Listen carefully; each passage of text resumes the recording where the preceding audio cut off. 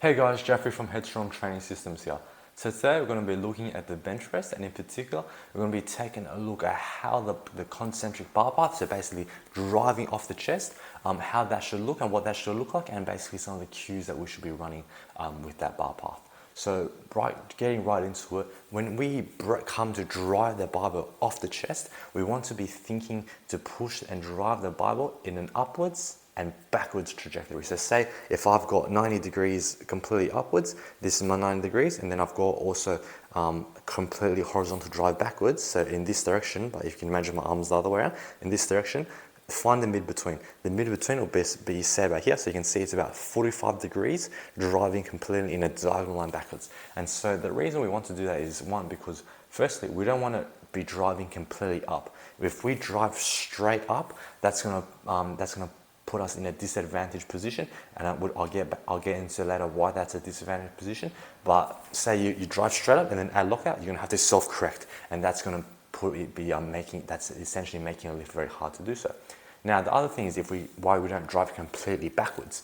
Well, we do drive completely backwards, but why we don't drive backwards without going upwards as well? Because basically, if I've got my bar on the chest and I think just to drive upwards, I'm literally just gonna pop the bar off my chest. It's gonna skid out my back up to my neck. It's gonna skid out my chest, into my neck. So that's why there has to be an element of drive upwards. So the issue that I see is more often than not that there's upwards drive, but not enough backwards drive. And so what that will look like from a side angle, I'll just reposition the camera.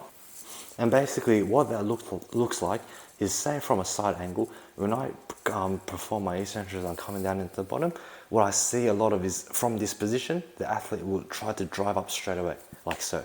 So from this drive, they're gonna go straight up, and so they come up to here, but my starting position is further up. So they come up to here, and then they have to lock out. They have to actively to bring the bar back by performing shoulder flexion. So that's a disadvantage movement to be doing. So in order to prevent that extra movement, what you need to do is to have that drive occur up and back straight away towards the head, instead of saying coming up and then finishing the movement by bringing the barbell back. Because why that movement is needed is when we lower the bar, so in whatever way, even if you don't actually think about it, when I'm lowering the barbell, say this is my starting position, my touch point on the chest is going to be lower down. So it's going to come down in a J-curve, and my touch point there, regardless of whatever you cue in an optimal and efficient bench press, that touch point compared to that start position is going to be lower down on the chest. And so in order for me to get back to that starting position, there needs to be an element of driving the barbell backwards up there.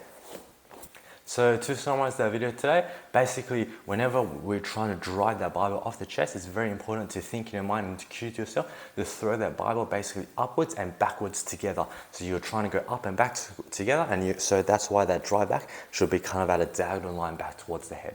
So that's all for me today, guys. Hopefully that's helpful for you, and I'll catch you guys next time. Take care.